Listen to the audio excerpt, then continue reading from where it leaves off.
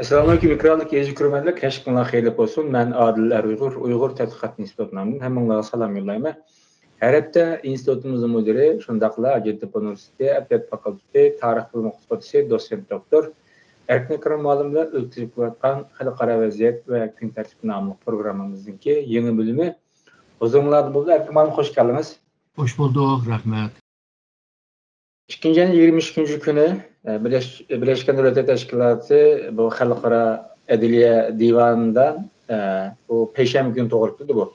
İsrail'inki Palestin zeminida qanunsuz ishg'ol etiga munosabatlik bir bayonot berish talab qilindi. Qanunsuz yengib, ya'ni tirnoq ichida ko'rsatibdi xabarda. Bu Reuters'niki bu Xitoy Tashqi ishlar ministrligi so'zlashmalar, ya'ni kelishimlar va qonunlar boshqarmasi boshlig'i Ma Shingminki sözünü asas qilmagan xabarda Ma Shingmin lohida bundaq bir so'zlarni sarf qilgan. Ya'ni adolat uzundan beri kechikib qoldi, lekin buni inkor qilmaslik kerak dedi. Ama hammadan muhimi bizim diqqat tortgan bundaq bir masalalar bor.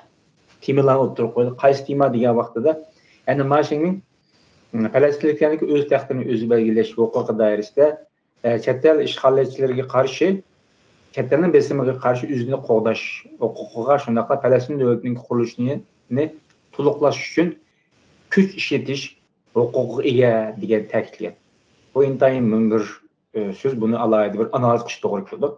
Ikkinchisi, Ma Shingmin yana nurg'un davlatningki mustamlik hokimiyatdan qutulish uchun, yoki rayonningki mustamlik hokimiyatdan qutulish uchun qurolli qarshi ko'rsatish haqqi borligini eskartib turib, Falastinliklarning Isroilga qarshi qilayotgan kuch ishlatishi amaliyotda terrorizm emas. Yo'lliq bir qonun, yo'lliq bir qurolli qarshi ko'rsatish harakati dedi. Bu muhim bir so'z hisoblanadi. Bundan boshqa yana bu xalqaroda e'lingan nurg'un qarorlar mustamlika hokimiyati va sirtqi kuchlarningki ishg'oliyatidagi xalqlarniki va millatlarniki o'z taxtini va o'zi belgilash huquqini ishlatish uchun qurolli kurash qatorliq barliq vositalarni ishlatish tamamen bir yo'lliq degan so'zni sarf qildi.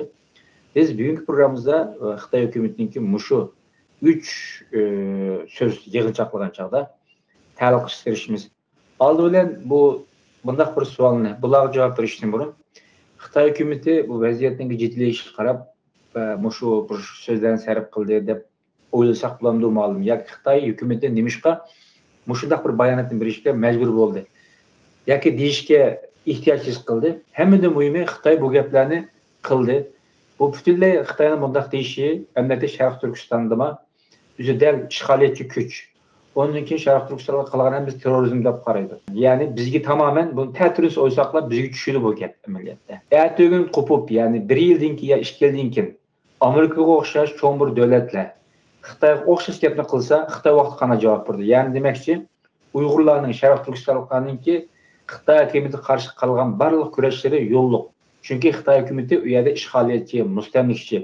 Shun Uyg'urlarning ishlatgan barliq vositalari o'z taxtini o'zi belgilash, shundaqla mustaqillik yo'lidagi kurash va jarayon deb bayonot bersa, Xitoy balki qanday qilib inkas qaytarishi mumkin. Siz oldin birinchi savolga javob berib bo'lgandan keyin agar o'qib bersangiz, ikkinchi savolga o'tsangiz bo'ldi. Xitoyninki budaki ifadesi xuddi mushu 1960'dan evvelki Xitoyninki gap so'zlari va dunyoning gap so'zlari. Ya'ni işgal kılıngan mustamlika aslidagi xalq işgalchi va mustamlikachiga qarshi har qanday qurolli harakatni ilib boralaydiganligi va shundaqla o'zining taqdirini o'zi belgilash huquqni qo'lga tushirish va natijada bir davlat qurish degandek o'z vaqtidagi bir ifodalarni ishlatyotdi. Ama o vaqtidagi atmosfer yok, siyasi atmosfer. Çünkü bu hazırki men deganlarni deyish uchun bir emperyalizm ve mustamlika hakimiyetga qarshi milliy kurash, milliy inqilob qilib bo'ladi deydigan bir haqlari bo'ldi. Shuningga bu birinchi ikkinchi dunyo urushidan keyin nurg'un davlatlar mustaqil bo'ldi va diqqat qilgan bo'lsak, bu davlatlar hammasi milliy qutulish, milli inqilabı, milli hareket dep muşu gepler kıldı. Xitay mı şundan? Yani Komünist Xitay mı şundak milli azatlık ve milli küreş degandek geplerine de karşı çıkan ama Komünist Xitay qaysı emperyalizmge karşı hamdı, qaysı mustamlikeciga karşı. Aslında Komünist Xitay şu özününki okşaş milletten bolgan, yani Xitaydan bolgan Kuomintang hakimiyetine karşı. Ama o propaganda yani teşvikat da o halkırada ipatkan bir siyasi şuarlarını yaxşı işletken değil mi? Ama o vaxtlarda çıkadamlar bek tanqid qilib ketmeydi bu milli inqilabı deganlar. Misalga Türkiye mi milli inqilabı deb cumhuriyetni kurgan. Bu da şu Xitayninki Tashqi ishlar ministrligininki amaldorlardan biri Ma Xinming mi bu gapni hammani tizib chiqib xuddi shu 1970, 60, 50'lik, 40 yıllardaki bir gaplardakla şu vaqtdaki atmosferi kırıp qolgandakla bir hali var. Bu herhalde şu İsrail bilan bo'lgan munosabatlar tamamen bu jirikleşkenligini, munosabatlar soğuk qolganligini ko'rsatdi. İkincisi bu Xitay şu Filistinliklarning qutulushi uchun tüzügrek bir maddi bir işini qığınıyor. Misalga dünyanın halkını çağırıp Birleşken Devletler Teşkilatı'nda Mao hazırkı degan xalqaro sotda Xitayning başçılığında bunda bir iş bo'lib bakmadı. Xitay yani bu Müslüman devletlerini yeni ettirip bundak ameli bir işlerini qığınıyor. Ama bunda fırsattan faydalanıp hemen şu bir siyasi slogan yani siyasi gaplar yine şu nima Müslümanlarını özge celip kılınan deb tirishayotgan bir ahvol. Bundan başka bu Filistin meselesinin aksida Amerika'nın İsrail'nin kolluğu var. Şununla Amerika'ya bir cevap buldu. Ama efendim siz eskertkendek Xitay bu gapni degan vaqtida Uyg'urlar bilan chetishadigan bir mesele o'tirib chiqadi. Ben doğallaştırsak malum ertögün değil hem de. Çünkü Xitayning bunda gapdan qilishi mundaq deymiz, hozirgidek bir siyasi xalqaro vaziyatda asan deyilgan gap emas hamda. Men shunday o'ylayman. Asan deyilgan, sarf qilingan gap emas. Yani şunu başka devletler mesela Avrupa'ya o'xshash men deb o'tgandek, Amerika o'xshash devletler belki bu Xitoyla munosabat yirikleşken siri sen shundaq Sharq Turkiston ishg'oliyatchi o'rinda turyapsa, salohiyatda turyapsa, unda o'g'anki Sharq Turkistonliklarniki o'zining erkinligiga, shundaqla o'z taxtini o'zi belgilash uchun qilayotgan barliq harakatlari terrorchilarniki terrorizm emas, belki del haqliqa yo'lliq kurashlaridir desa, o vaqtda Xitoy buni qanday qildi? Xitoy buni o'ylashmayli qildimi bu qitimli bayonotni yoki o'ziniki mustamlika ideyasini yushirish uchun oldi o'tib oldimi? Xitoyninki bu Ma Xinming degan bu Xitoyninki tashqi ishlari shu qonunninki mutaxassisi, yani xalqaro qonunning mutaxassisi ve mushu masala bilan shug'ullanayotgan bir odam. Eğer de belki deganlarni bilmaydi desa hamda biraz g'alati bo'ladi. Bu biladi deb o'ylayman. Ama nima uchun bunday bo'ldi deganda, misolga Xitoy mustamlika degan narsaningki tugaganligini bo'libmi Xitoy boshqa davlatlarga bir mustamlika siyosat ilib bormaganligini boshqa millatlarga. Yani o'zida bunday bir sömürgecilik bo'lmaganligini ishindi. İkincisi bu özüne bir ulus devlet deb ko'rdi. Çünkü ulus devletler kurulgandan keyin emperyalistlar tugaydi. Emperyalizm sistemi tugaydi. Şununla bu Xitoy özüne hamda pokiz bundaq bir ulus devlet deb ko'rdi. Çünkü ulus devlet deb ko'rsa, xalqaro qonun ulus devletninki toprak bütünlüğüne, iyilik hukukunu qo'g'daydi. Şununla aşınığı işlendi de böyleyim. Fakat halkırada şu Xitayni tadqiq qilgan Xitay mutaxassislar deyli. Bularninki köpü Xitayni bir ulus devlet deb ko'rmaydi. Ona bir Xitay bir ulus devlet emas, bir dünya deydi. Bu yenik degan gap değil mi bu? Misalga Amerikanınki Xitay mutaxassisi var, Lucien Pei degan. Bu 1999'larda bir makale yazgan deydi. Xitay bir ulus devlet emas deydi. Xuddi ulus devletning qilipiga kirib olgan g'ayrati bir devlet deydi. Bunu demekçi bo'lgan hamda tarixda Xitay bir emperyalist devlet. Manchur imperiyasi mi? İmperiya devlet. İmperiya devletli bo'lgan bo'lsa, abaqi degan qurolliq harakatni boshlig'i bo'ladi degan gap. Xitoy o'zini imperiya devlet deb ko'rmaydi, ammo tadqiqotchilar undaq demaydi. Misoliga deyli, bir Xitoy tadqiqotchi var, Li Yangfan deydigan. Ahırını chiqaramagan devlet deydi Xitoyni. Bu gapninki tegidagi nima deganda, Manchur imperiyasi yıkılgan vaqtida Xitoy hakimiyatlar, misalga Beijing hukumati bo'lsin va Sun Yat-senning hukumati bo'lsin, ular shu Manchur imperiyasining ham toprog'ini, ham da toprakda yashayotgan millatlarni varis qilib olganda, ustiga ilib olgan. Shuningga o imperialik devletninki shakllari, mohiyatları hazırki Xitay Xalq Cumhuriyeti bo'lsin, burunqi Kuomintang hukumati bo'lsin, bular ustiga olgan.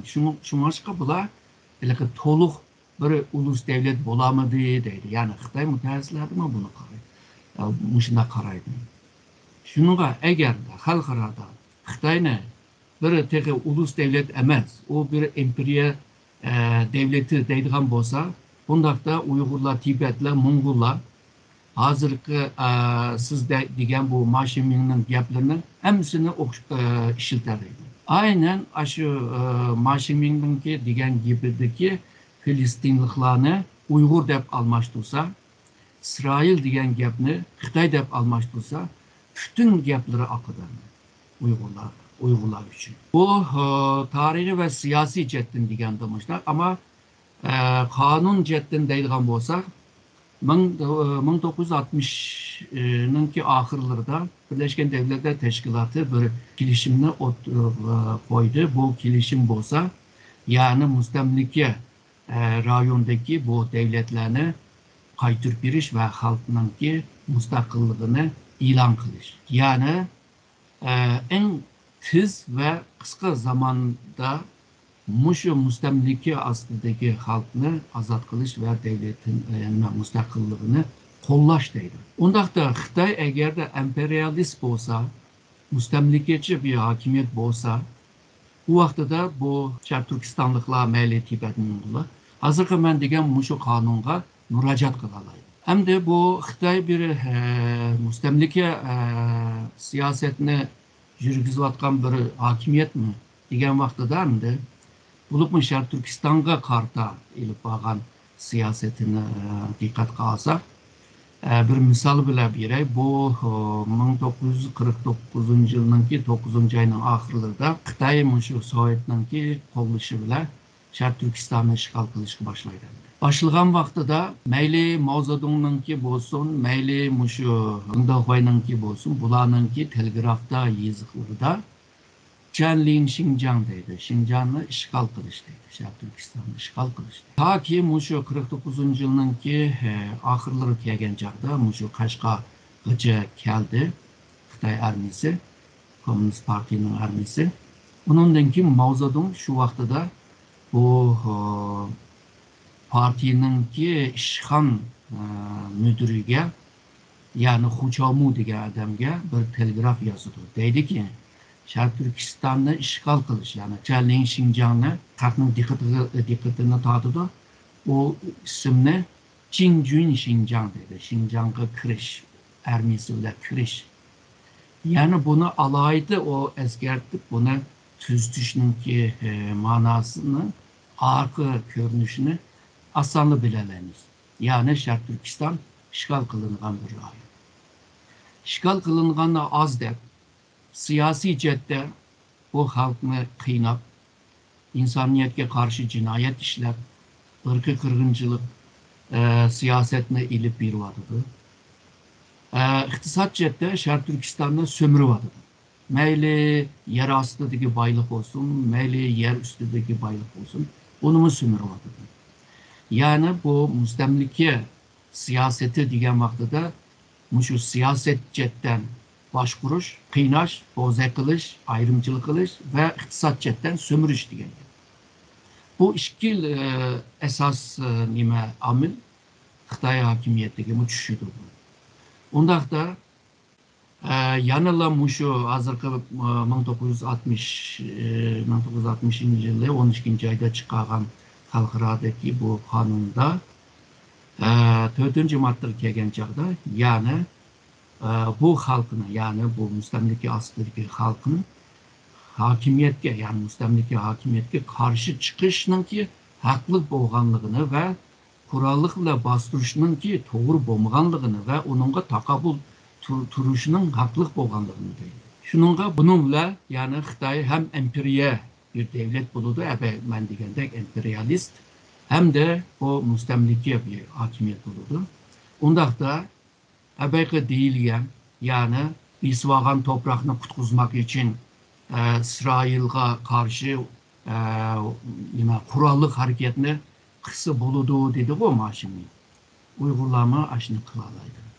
Ama bundan evvel kıldıgan mühim iş var. Birisi Xitay'ın bir emperyalist bir devlet bolğanlığını.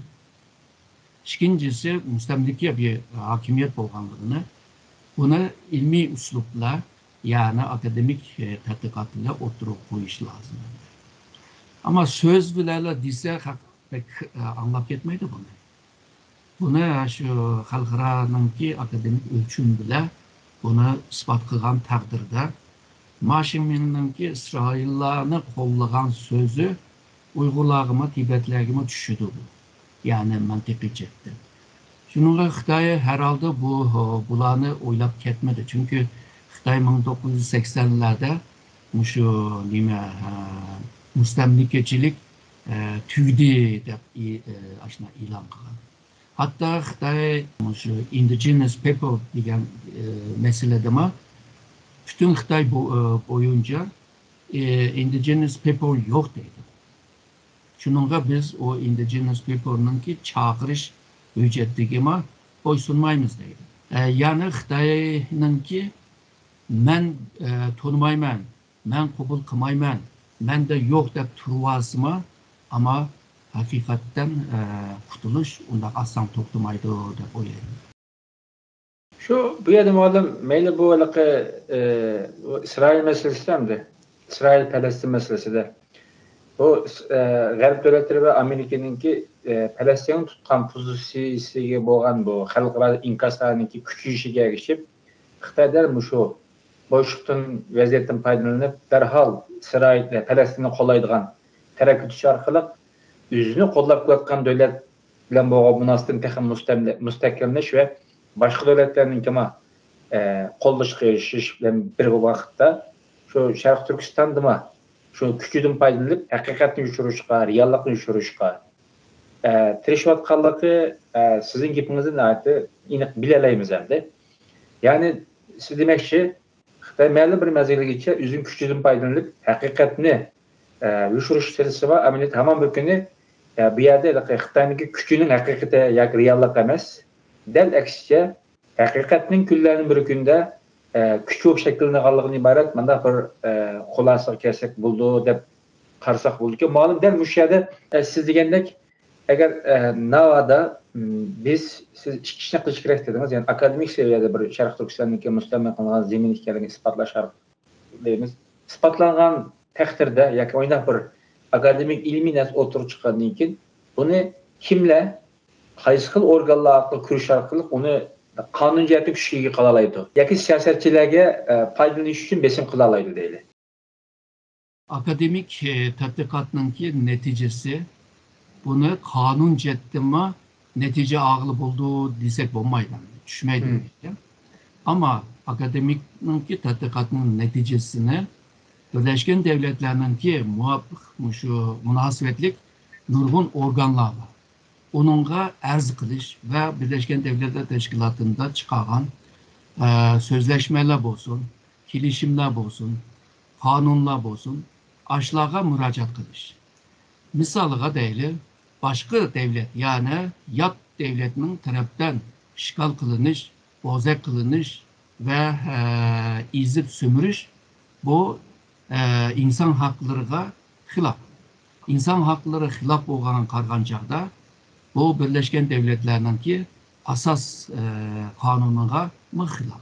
Yani Birleşken Devletler Teşkilatı'nın kuruluşunu koğduğan bu Birleşken Devletler Asas Kanun mühim bir kanun bununla hilaf. Mişedin'le başlıqlı bulu dendi. Yani en başta şu 1945 yılda deklare kılınan şu kanunga müracaat kılındı oldu. Çünkü hazırgıca bu Xitay Şarkı Türkistan'da insaniyetke karşı cinayet işleyenliğine yani Birleşken Devletler Teşkilatı'ndan ki İnsan Hakları Yüksek Komiserliğinin ki bir dokulatı var. Şarkı Türkistan'da modern yani zamanıvi kulluk sisteminin ki bağlılığını dokulatıyla gösterken. Yani şu Birleşken Devletler Teşkilatı İnsan Hakları Komiserliğinin ki ilan kılan bir hüccettir. Xitay'ın ki Şarkı Türkistan'da insaniyetke karşı cinayet işlegendek ve ırkı kırgıncılıkını ilip bağlandek de paketlerini, nurgun neslerini kösetken bir yer. Bununla şu 1948 yılda Xalqara İnsan Hakları Beyanname degan kanunga müracaat kılındı oldu. Çünkü Xitay bununla imza kılgan, bu imzaga mesul buluş lazım. Ayadımı kılındı oldu. Onundan kim bu 48. yılı bu insan ırkı kırgıncılığa karşı cinayet bilen münasebetlik yani bir kanun var. O kanunun ki cezalandırış diyen bir bölümü var. Hazırma aşınınca mesela London'daki sotun kararı bile muşu kanunuma yani müracaat kılındı oldu. Ondan başka muşu 1952'de halk ve devletlerinin ki öz takdirini öz belgileş diyen bir kilişim var. Bu kilişimde yani evvel degende emperyalist devletler ve müstemlike devletler Bisvagan halkının ki hemmisinin öz takdirini öz belgileş diyen bir hakkı var. Öz hakkını öz belgileş diyen bu hukum Birinci Dünya Uğraşı'nda dünyaya yayılgan ahırda şu Birleşken Devletler'in ki asas kanunun ki bir mühim hukumu oldu. Bugün nurgun devletler, nurgun milletlerime muşu hukumga tayinip durup müstakil buluşka tırışıvatıdır. Meyli Kanada'nın ki Kübik olsun, meyli İspanya'nın ki Katalonya olsun, meyli Şimali Irak'taki Kürtler olsun. Meyli İngiltere'deki Greenland aralığı olsun ve Fransa'nın Kars'taki olsun. Bu yerdeki halk hemmisinin ki tayanılan hukum aşağı bakımen degen öz takdirini öz belgiler. Bu kanuni cetten ki düşendiriş öz hakkını özü belgiler. Yani ben kim bile yaşayayım, kim bile yaşamayayım, kandak devlet kurulan, kandak kurulan hemisi senin hakkın. Hakkın ve senin bir soğan devletin hiçbir hakkı olmalı. Bu sözün yani öz takdirinin öz belgileşinin ki siyasi düşendirişi müstakildir. Şununla bu ebemen degen nurgun milletler müstakil buluşlukta tırışvatkanlığının ki tayanğan esas hukum şu hukum hem de. Ebemen degen bu müstemlike devletler, müstemlike siyasi hakimiyetin astıdaki halk ve devletler yani bu rayonlar müstakilliğini ilan kılalaydı değil. Bundan başka yani bir mühim bir kanun var.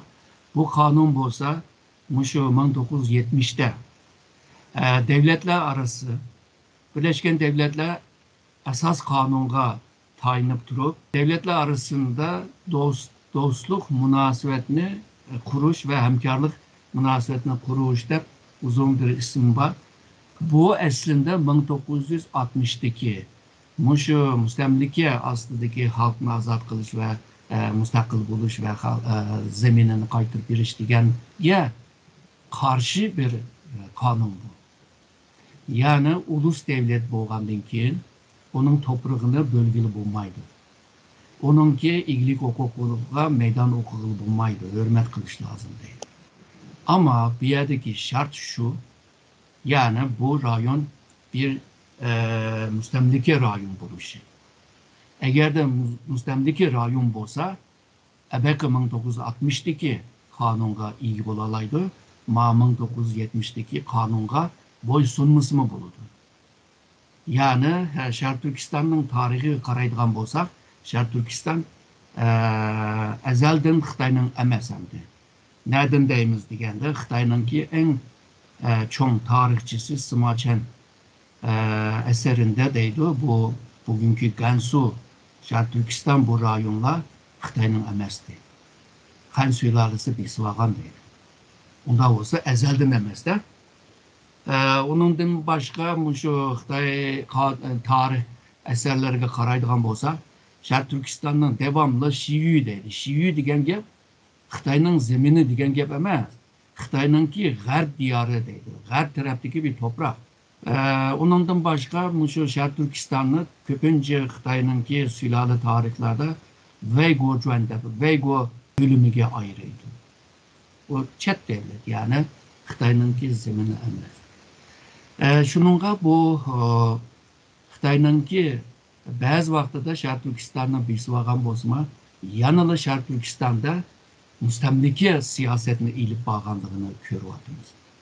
Misalga en addi bir misalını deyli, hazırkı Bingtuan devatkan ve şu Han sülalesi vaxtıdaki Tungbin deyimiz, Tang sülalesi şunda kıldı, Mançurlar şunda kıldı. Yani Xitay askerlerini Şarkı Türkistan'a yerleştirip ulanın nüfusunu köpeytiş. Yani işgalcı, müstemlike ideyası bolganlar şunda kırıldı. Şununla Xitayninki müstemlike degen isim, yani Zhiming degen isim en başta Xitay nüfusunu uyada köpeytiş degen manada işletken. Bundan başka misalga Mançur İmperiyası Şarkı Türkistan'ın Şincan degen ve 19. esrindeki ahırlarında, yani Şarkı Türkistan'ın Şincan ülkesi dep bolgandan keyin çıkan İngilizce, Xitayca, İngilizce lügatlarga karaydigan bolsa, Şincan degen mattıga koloni, yani müstemlike rayon dep atıgan. Yani ularning közde, eňide Şincan degen gep müstemlike rayon degen gep. Yani hazır biz yeni toprak dep düşendiriyordumuz, o xatning manası. Ama xatninki mahiyetinin manası var. Fukumning manası var. O fukumning manası müstemlike rayon.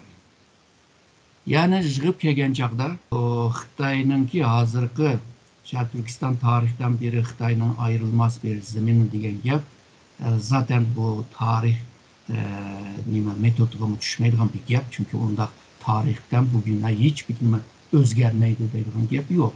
Devamlı özgürüp durdu. Şununla bu Xitay bu zeminin Jungo'nun yeri değişimi doğru emas, hem de Jungo degen ufkum Xitayning düşendiriyotgan Xitayliklarninki devleti emas o. Misalga tarihte nurgun Xitay bolmagan devletlerma özüne Jungo dep bakkan, Junghua dep bakkan. Misalga Tapkaçlar dep bakkan, Kıtanlar, Liaolar dep bakkan, Jürjenler, Jinler dep bakkan, Mongollar dep bakkan, Mançurlar dep bakkan, Japon dep bakkan, Kore dep bakkan, Vietnam'a dep bakkan. Yani özüne Jungo dep. Çünkü o Jungo, yani Muşu rayonunu başkurduğun bir hakimiyetin ismi. Ama Xitay hazır o fukumga Xitaylıklarınki devleti de aşına kırgızıp alganda. Şununla bu nurgun fukumlarını yeniden bir közden köçürüp mansak, Xitayninki o degenleri hemmisi ayakta duramaydı. Şununla bu Xitay'ını aşı bir müstemlike rayonu başkurgan müstemlike hakimiyet ve imperiye devletininki yayılmacılık, yani kengaymichilik bile bisvagan rayon degenine oturup koyalığan takdirde ebeki men degen bir nima qonunlarga murojaat qilib bo'ldi. Hamda bu qonunlarning hammasininki bir nimasi var, organı var Birleşken Devletler Teşkilatı.